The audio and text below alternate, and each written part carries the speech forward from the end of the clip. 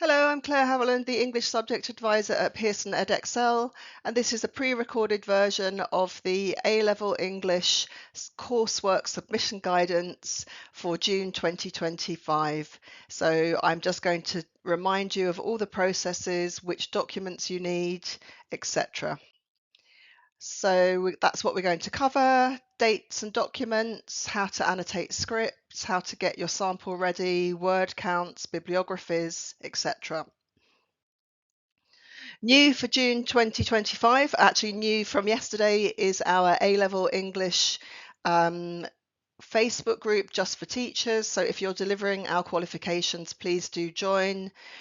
It will be a place to get answers from me or other members of the English team, but maybe more importantly, a place where you can reach out to other teachers directly, which is something that it's more difficult for us to facilitate. We're not able to pass on teachers' details from one to the other. So this is a really good place if you need help with maybe some standardization if you're a sole teacher, or resources for a particular text that you're delivering. Before we get into the coursework submission, a couple of exam reminders. First of all, on set texts for Lit and Langen Lit. So for Lit, there are specific IBNs for the prescribed editions for the poetry texts, and for the other texts, we don't have specific ISBNs, but there is guidance. All of the exams are open book, and you don't need poems of the decade for 9ETO03. For Langenlit, you have specific ISBNs for the drama and for the poetry texts for paper 1, and those ISBNs are in the specification. All texts taken into exams have to be completely clean, so no annotation, no sticky notes, no page folding, no underlining. And no photocopies, so it's not possible to photocopy out separate, the specific poems from your Lit paper 3 specified poetry. You need the hard copy books, I'm afraid. Just a reminder for A-Level Lit, this was new in June 2024, so it's not really new for June 2025, but I just mention it in case. We did have a change to the order of the drama questions on paper 1 as a result of adding in Les Blancs and Sweat. So the revised question order is there just in case your students have been working with past papers and they're used to looking for, question 17, and question 17 was previously something else. And for paper 2 on Lit, we did add in also 2 new texts there, but the order of the questions has not changed because the questions are thematic rather than on the specific texts. Exam timetables, if you want to check out which dates your exams are on and you've not got them in your diary already, then that is the link. This will be going up on YouTube, and you'll be able to access the PowerPoint with all the links on it at your convenience. Okay, let's get into the main course, coursework submission, and I'm just going to run through everything that you need to do. So you're going to mark and moderate your students' coursework, and we're working towards the submission date of the 15th of May. The systems for you to upload the marks and the samples open from around the 15th of April, so you'll be aiming to get all of your internal work done by the middle of April. For every student, you'll be completing an assessment record sheet that has an AI declaration for both the teacher and the student. So hopefully you will have been completely clear with students on the rules for AI, and you will be able to sign that without any hesitation.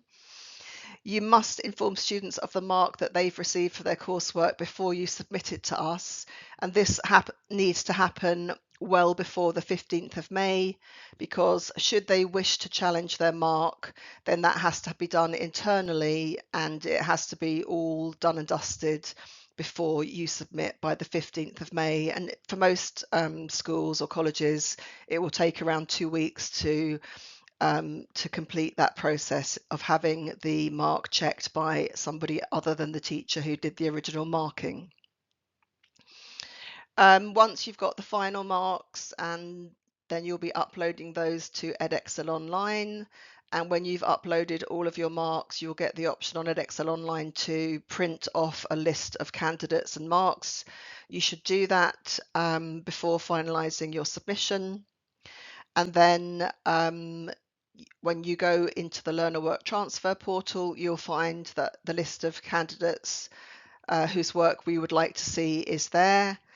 So then you will be scanning as one PDF the authentication sheet for the student followed by their work, and then you'll be uploading the PDF for each student and dropping it on or uploading it to their name on the LWT. The sample for A-level coursework is randomly selected by us. And you will be retaining all of the coursework and authentication sheets in Centre until after the end of the post results period, after results are issued in August. So that's how long you need to retain all of the samples in case there is any issue and we have to look at your samples again. A few important points now. If the highest and lowest scoring student in your cohort is not included in the sample, so the name of the person who got the highest number of marks isn't on that list when you open the LWT, then you need to use the Manage Learners button on the LWT to add those students into the list and then to upload their work. We only need to see the work of one highest student. So if you've awarded top marks to more than one student, then we just need one person added if they're not already in the sample, and the same applies to the lowest. If you have any candidates who are on the list of the sample but they didn't complete the coursework, or they've got they've written 1,000 words instead of 3,000 for literature, or for language they've not done the commentary, for example, then you need to add in an extra folder so that we've got a full range of work at the marks that we've asked for. So again, you'd use the Manage Learners button and add another name, add another folder, and then in the admin materials section, add a note to your moderator to say, student Y had a very short or incomplete submission. So in addition to that student, we've added another student, student X, so that you've got a full range of folders to review. Your moderators are also very grateful if you upload a printout of all the marks submitted to the admin materials section of the LWT so that they can see where the folders in the sample sit in your rank order. So that's the document that you've got from the from Edexcel Online that I mentioned before. So we've covered the key dates. This is just a list of links for where to get the guidance. So anything that I'm saying today is detailed fully in the submission guidance. If you need help with how to use the LWT, it is quite intuitive. If you've done it once, you probably remember, but there's a step-by-step user guide. There's a useful document called Support with Avoiding Common Submission Issues. And in that, I have summarized the things that moderators tend to highlight as being not great in your individual moderators report. So from results day, you can go onto Edexcel Online and access your individual moderators report for any of the A-level samples that you've submitted. And in there, your moderator will say whether the admin for the sample was completed correctly. They might comment on how your annotation of the scripts helped them to agree the marks. So that this document, Support with Avoiding Common Issues, will help you to get a great moderator's report where everything is tip-top. And then there's how to upload marks to Edexcel Online and problems with authentication. I'm happy to say most people don't have problems with authentication now. It's just when you get a new phone, for example, that you might need a bit of help. So now I'm just going to say a little bit about annotating scripts, because this does tend to come up at this time of year. All your students have handed in their final drafts. You maybe know what the sample is going to be, and you're wondering what it is we're expecting to see on the student scripts themselves. So some key points to note are: whatever you write on the script, you are talking to the moderator, not to the student. So it's not a formative assessment. You're not explaining how to do better. You're telling the moderator where you saw performance at a particular level for a particular AO in the student's work. So you can reserve one margin for the first marker and one margin for your second marker or moderator, and the comments that you write in the first marker side will be saying, excellent use or excellent analysis of Keats's use of imagery in this section, really good support from the text, and excellent integration of critical views or contextual material. So you're explaining why you see performance at a particular level for a particular AO. And then at the end, you'll have a short summative comment explaining the overall mark. And then when it goes to second marker or internal moderator, they can use the other column to say that they agree, or they might say AO4 reward here seems over generous. I would move this down slightly. So you're giving, the more that your moderator understands why you've given particular marks, the easier it is to say, yes, I agree, that is correct, and I can agree these marks. It's important not to just tick all over the script, because a moderator can't interpret what a tick means, especially if there are ticks everywhere. And just writing the AO down the side of the script also doesn't tell the moderator what level of performance there is for the AO, because there are 5 levels of performance for each of the AOs. So if you want to refer to a particular AO, you have to say at what level you're seeing it and what it is about what the student's written that demonstrates that level.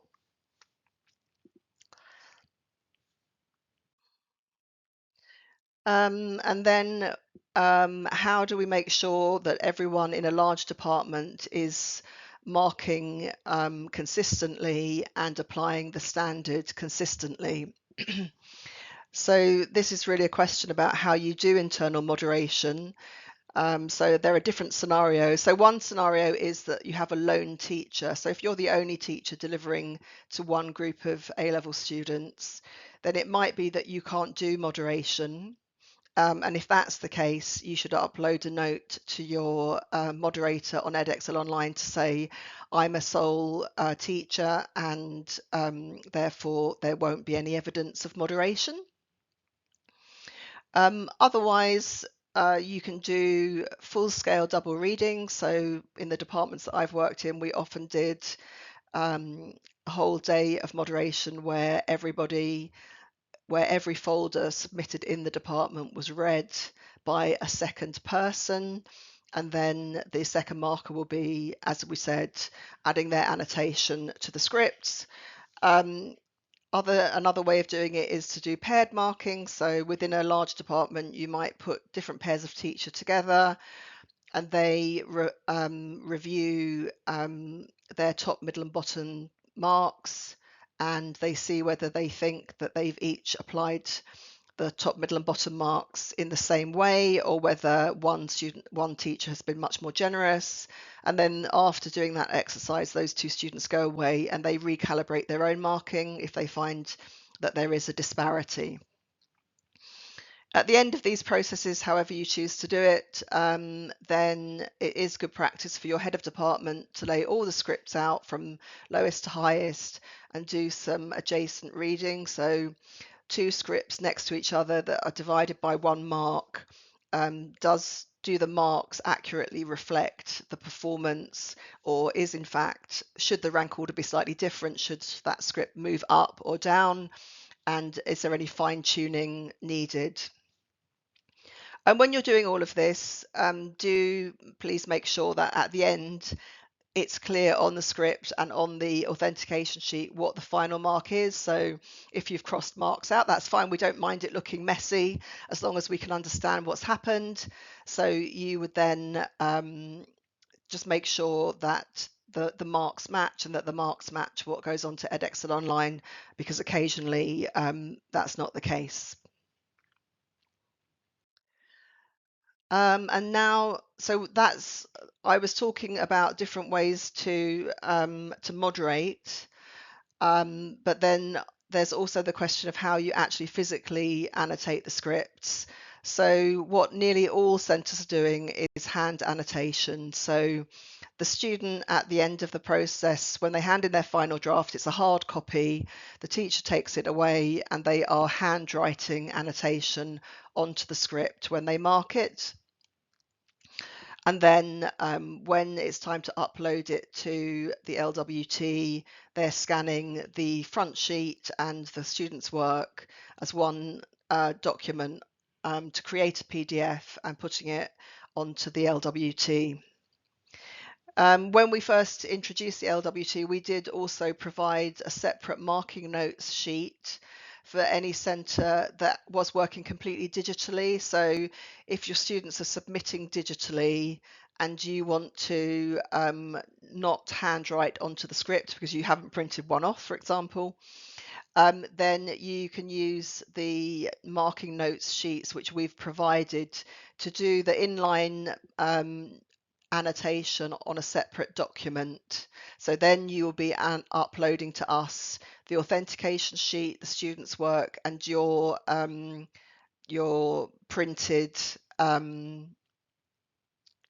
your printed marking notes.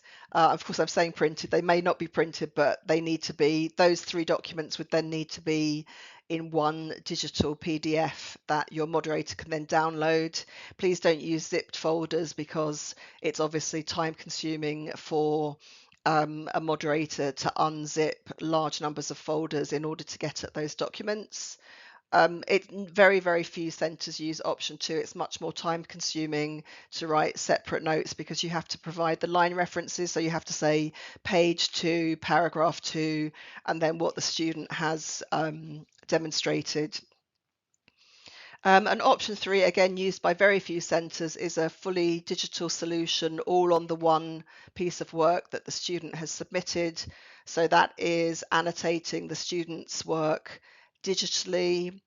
This is only allowed if in the process of annotating you are not making the student's work editable, because then there are authentication issues that the teacher could amend the student's work at the same time that they were annotating it for marking purposes. But if you have got that option, then you would be then creating a single document that has the authentication sheet and the digitally annotated work of the student. So those are the three options. But as I say, 99% of all centres are using option 1, that they hard copy, annotate by hand, and then upload to by scanning a scan of the hand annotated script. That takes much longer to explain than it does to do in reality. I hope it's clear. If you want help with deciding where a script sits, then you need to use the exemplars that we have and the examiner reports. For coursework exemplars, the marking training packs are your best bet. We've offered marking training every year, so you can open any of the past training packs and you will find coursework scripts there that you can look at that then have commentaries and marks on them. And then we also have exam feedback training packs, which in general demonstrate how the standard is applied for the A level. Word count's a thorny issue. So for each of the 3 A levels, the word counts are given in the specifications. Footnotes and bibliographies and titles are not included in the word count. Quotations are included. The word counts are advisory and there's no penalty for exceeding them. So as we get closer to the 15th of May, it's not necessary to email me and say, my student's coursework is over length, what should I do? There are judgment calls to be made here. So on literature, for example, the word count is 2,500 to 3,000 words, and we don't recommend that you exceed that. There's no kind of plus 10% is fine type of approach. At the same time, you do not need to stop marking at 3,000 words. You don't need to draw a line across the page. And there's no penalty, but you will be judging for AO1. Is this a tightly controlled argument? And is the excess length the result of a lack of proofreading and editing or a lack of precision in the argument? So being over length could impact the AO1 reward, but it's not a penalty per se for being over length.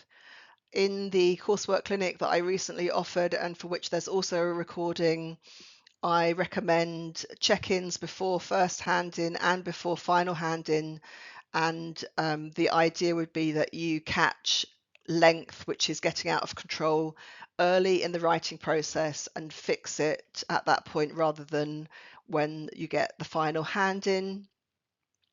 The situation for language and literature and language are quite different because for those, the students are writing a piece of that they're doing creative writing effectively.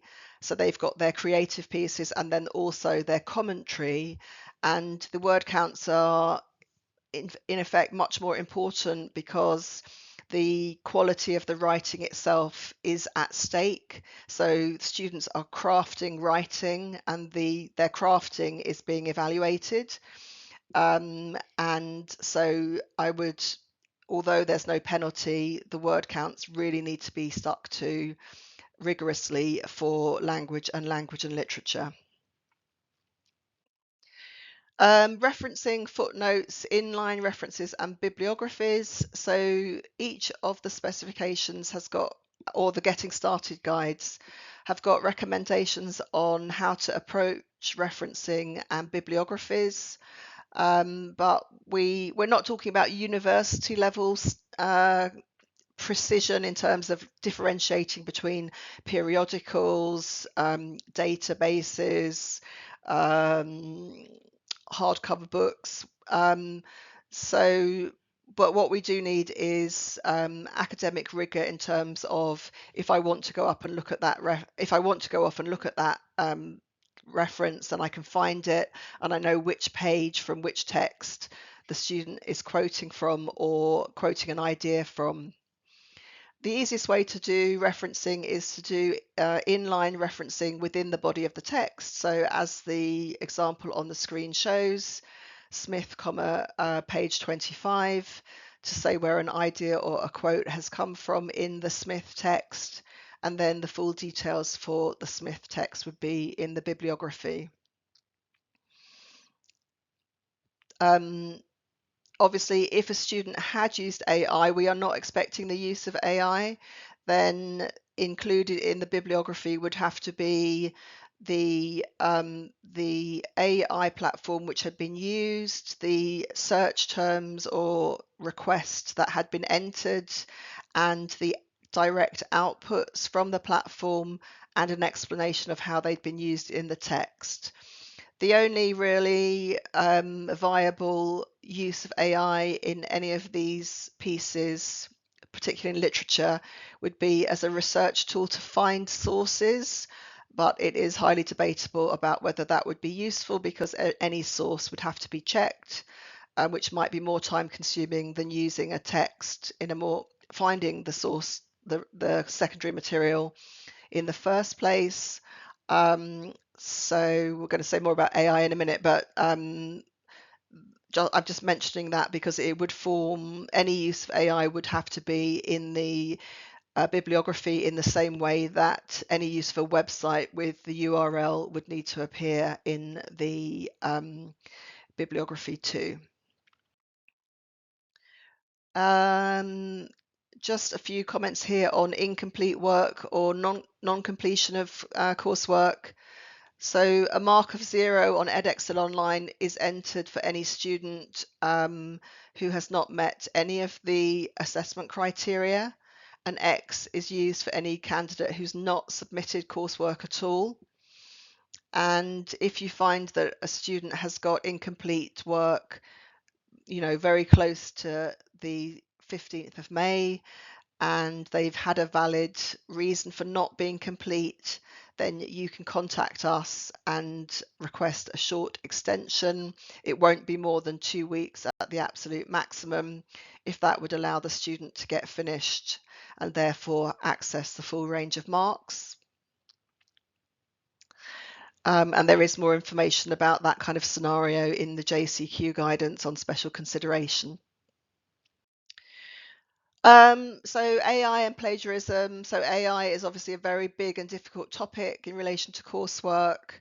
In effect, it is a new form of plagiarism. So the old practices that you would have used to guard against plagiarism, to be alert to it, to interrogate any sections of coursework which you think don't read authentically as having been written by the student. In effect, you'll be using the same kind of processes to address that, but there is extensive guidance on the JCQ website, and if you're encountering now at this time of year issues, then your first port of call is to read that thoroughly. And of course, the best way to avoid difficult situations at the end is to prevent them in the first place. So set your coursework up really carefully, making it absolutely clear what the expectations are, and follow some of the other procedures I was talking about in the coursework clinic to avoid any not allowed use of AI or any other sources. I think I've already covered, but I'll just cover it again in case. But students have to be told their mark well before the 15th of May, so that they can challenge that mark if necessary. So really, we're talking about the beginning of April will be the last point at which you should really be telling students their final marks, so that there's time for you to conduct an internal appeal and then still be ready to start uploading the marks from the middle of April. A few comments about resitting. So it is possible to carry forward coursework marks for a student who's resitting, and there's a guidance document for each of the different A levels on the website.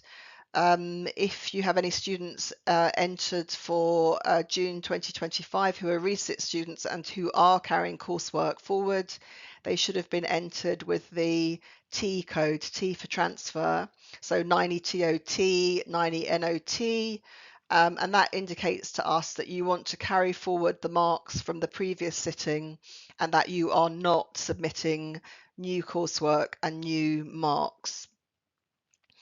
If so, or again, if you submit coursework now in summer and then the student wants to resit the next year, you use this T code, and then the student is not reworking the coursework. That's not permitted. So if a student's resitting, they can't take the old coursework, make it better, and then resubmit that same coursework. For each individual A level, there's slightly different rules, but for literature, for example, students can write on the same texts if they're resitting for their coursework, but they have to have a new title.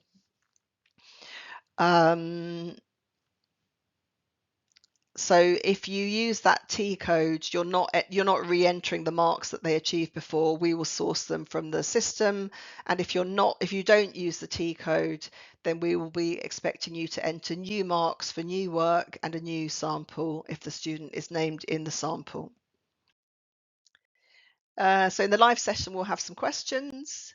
And in the meantime, you can contact me if you have any other questions at those channels. And don't forget to join the A-level English teachers group. As we approach that coursework submission time and you have sort of last minute questions, the Facebook group might be a really good place to get a quick answer. And if you need more of a discussion, I've got my one-to-one appointments that you can book too. Thanks very much. Good luck with getting your submissions and coursework finished, and the very best of luck when we get through to the exams in May and June. Thank you.